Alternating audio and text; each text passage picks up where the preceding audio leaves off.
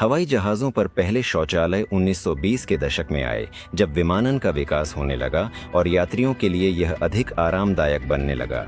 बिल्कुल, एयरशिप्स पर, क्योंकि वे प्रगति का प्रतीक और तकनीकी चमत्कार थे।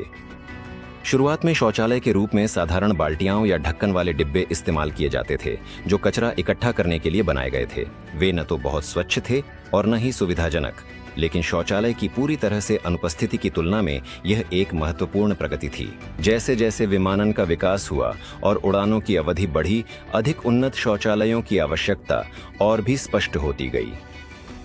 1930 के दशक में पहले रासायनिक शौचालय आए, जिनमें कीटाणु शोधन और दुर्गंध दूर करने के लिए रासायनिक पदार्थों का उपयोग किया जाता था। ये शौचालय अपने पूर्ववर्तियों की तुलना में अधिक स्वच्छ और सुविधाजनक थे और अधिकांश यात्री विमानों के लिए मानक बन गए। आधुनिक विमानों में जटिल वैक्यूम शौचालय लगे होते हैं, जो यात्रियों को अधिकतम आराम और स्वच्छता प्रदान करते हैं। इन शौचालयों में कचरा हटाने के लिए वैक्यूम प्रणाली का उपयोग किया जाता है, जिससे पानी की खपत कम होती है और दुर्गंध फैलने से रोका जा सकता है। लेकिन आइए इतिहास की ओर लौटते हैं। एयरशिप्स पर पहले शौचालय जर्मनी द्वारा 2 विश्व युद्धों के बीच बनाए गए यात्री जहाज़ों पर दिखाई दिए थे।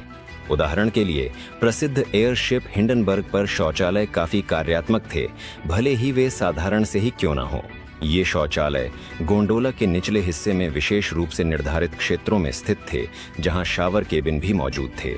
सीमित स्थान और वजन को न्यूनतम रखने की आवश्यकता को ध्यान में रखते हुए इन शौचालयों की बनावट हल्की रखी गई थी। परंपरागत टॉयलेट सीटों की जगह विशेष फोल्डिंग सीटों का इस्तेमाल किया जाता था, जिनके नीचे कचरा इकट्ठा करने के लिए कंटेनर रखे होते थे। इन कंटेनरों को उड़ान के दौरान नियमित रूप से खाली किया जाता था और कचरा आबादी वाले क्षेत्रों से दूर जहाज से बाहर फेंक दिया जाता था। स्वच्छता के लिहाज से इन शौचालयों में बहते पानी और साबुन के साथ वॉश बेसिन लगाए गए थे। यात्रियों को तौलिए और अन्य शौचालय संबंधी सामान भी उपलब्ध कराए जाते थे। कुल मिलाकर हिंडनबर्ग के शौचालयों ने एयरशिप पर हवाई यात्रा की विशिष्टता को ध्यान में रखते हुए यात्रियों को बुनियादी आराम प्रदान किया था। पहले एयरशिप्स जेपेलिन एनटी के प्रोटोटाइप में, जो जर्मन हवाई जहाज़ों के स्वर्ण युग की तकनीकों का उत्तराधिकारी था, 20वीं सदी के 90 के दशक में शुरू में शौचालय नहीं था।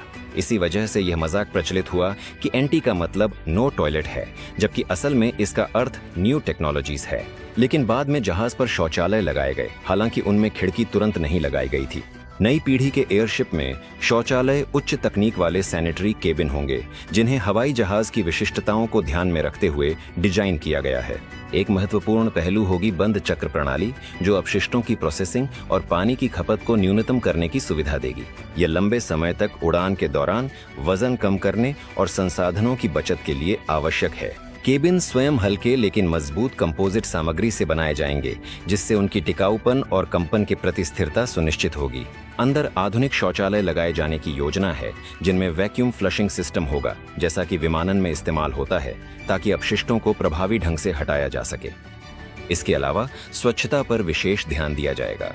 प्रत्येक उपयोग के बाद सतह की स्वचालित कीटाणु शोधन की व्यवस्था की गई है। साथ ही अप्रिय गंधों को दूर करने के लिए वायु निस्पंदन प्रणालियां भी होंगी।